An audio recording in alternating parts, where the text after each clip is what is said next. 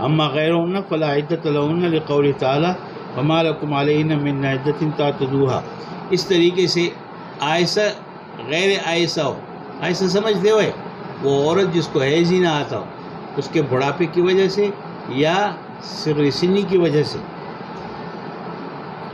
اس کی عدت تو پھر کتنی ہوئے؟ 3 مہینے۔ کتنے ہوئے؟ 3 مہینے سورہ طلاق کے اندر۔ اور کتنے مہینے آئی ہیں؟ 3 مہینے۔ اس طریقے سے اس سے خارج حاملہ عورتیں، ان کی عدت اگر خاوند نے طلاق دی ہے، اگر پیٹ میں بچہ ہے تو اس کی عدت کیا ہے؟ وضع حمل۔ اگر خاوند نے طلاق دی اور 2 دن کے بعد اگر اس کا بچہ پیدا ہو گیا تو اس کی عدت کیا ہوگی؟ میری بات سمجھے؟ تو یہ حیض والی عورتوں کے لیے یہ 3 ماواریاں قرار دی ہیں، یہ 3 طہریں ہیں یا 3 ماواری ہیں۔ میری بات سمجھ بات کو۔ لیکن ایک عورت کو حیض ہی نہیں آتا، اس کے بڑھاپے کی وجہ سے حیض ختم ہو گیا ہے، ماواری نہیں آتی، اور یا صغر سنی کی وجہ سے اس کا حیض شروع ہی نہیں ہوا، ابھی بالغ ہی نہیں ہوئی، تو اب ان کی عدت کیا ہے؟ ان کی عدت 3 مہینے۔ اور اگر حامل آئے تو اس کی عدت کیا ہے؟ وضع حمل۔ پھر 3 طہر یا 3 حیض نہیں ہے۔ میرے بات سمجھ گئے؟ لہذا وَأُولَاتُ الْأَحْمَالِ أَنْ يَضَعْنَ حَمْلَهُنَّ فَلَا عِدَّةَ لِقَوْلِهِمْ فَمَا لَكُمْ عَلَيْهِنَّ مِنْ عِدَّةٍ تَعْتَدُّونَها وَفِي غَيْرِ الْآيِسَةِ وَالصَّغِيرَةِ فَعِدَّتُهُنَّ 3 أشهر وَالْحَوَامِلُ فَعِدَّتُهُنَّ أَن يَضَعْنَ حَمْلَهُنَّ كَمَا فِي سُورَةِ الطلاق۔ اور اس طریقے باندھی بھی اس سے خارج ہے کہ اس کی عدت کتنے ہوئے؟ 2 ماواری ہے۔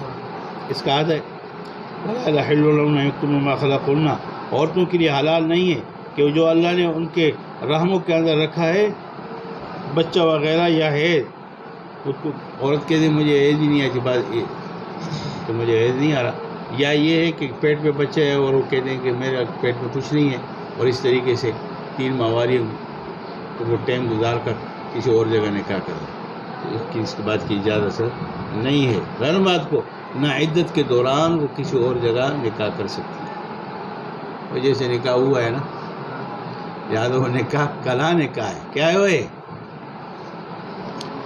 وَلَا يَحِلُّ لَهُنَّ، عورتوں کے لیے حلال نہیں ہے کہ وہ چھپائے جو اللہ نے ان کے رحموں کے اندر رکھا ہے، ان كُنَّ يُؤْمِنَّ بِاللَّهِ وَالْيَوْمِ الْآخِرِ، اگر وہ ایمان رکھتے ہیں اللہ پر، آخرت کے دن پر، وَبُعُولَتُهُنَّ، اور ان کے خاوند جو ہے احق بِرَدِّهِنَّ، وہ زیادہ حقدار ہے ان کو لوٹانے کا، یعنی رجوع کرنے کا۔ دوران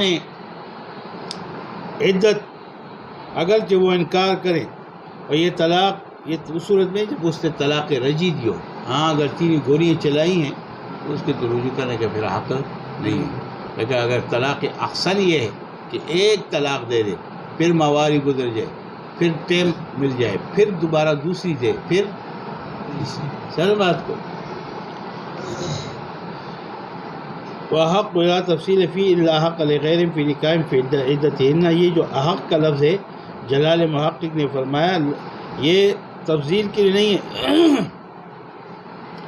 مطلب یہ ہے کہ ایسے تو نہیں ہے کہ اس کے نکاح کرنے میں کسی دوسرے کو بھی حق حاصل ہے، اس لیے حق اس میں تفضیل کے ساتھ لے کر آئیں۔ مطلب یہ ہے کہ یہ زیادہ حقدار حق رکھتے ہیں، اس کا یہ مقصد بھی نہیں ہے کہ کوئی اور دوران عدت اس کے ساتھ نکاح کر سکتا ہے، سر بات کو یہ مقصود نہیں ہے، اور محض فضیلت مقصد ہے۔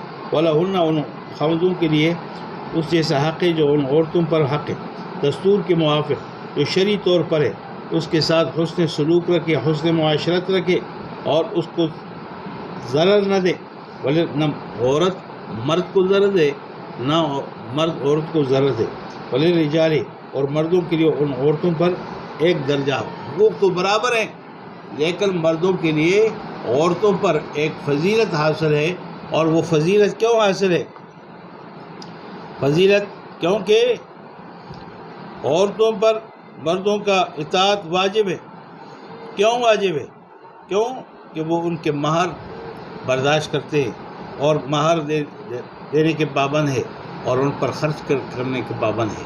اس لیے مرد بار کماتا ہے، محنت مزدوری کرتا ہے، عورت پر مزدوری نہیں ہے، محنت نہیں ہے کہ وہ باہر جائے اور باہر جا کر کما کر لائے اور خاوند کو دے، وہ گھر کی ملکہ ہے اور گھر کے اندر رہے خاوند اس بات کا پابند ہے کہ وہ جا کر اس کے لیے اخراجات پوری کرے اور اس کا نفقہ دے، اس کو کپڑا دے، اور عورت کی ذمہ داری ہے کہ وہ گھر کے نظام کو چلائے، بچوں کی تربیت کرے، اس کے مال کی حفاظت کرے، اس کی عزت ناموس کی حفاظت کرے۔ یہ عورت پر یہ حقوق بنتے ہیں۔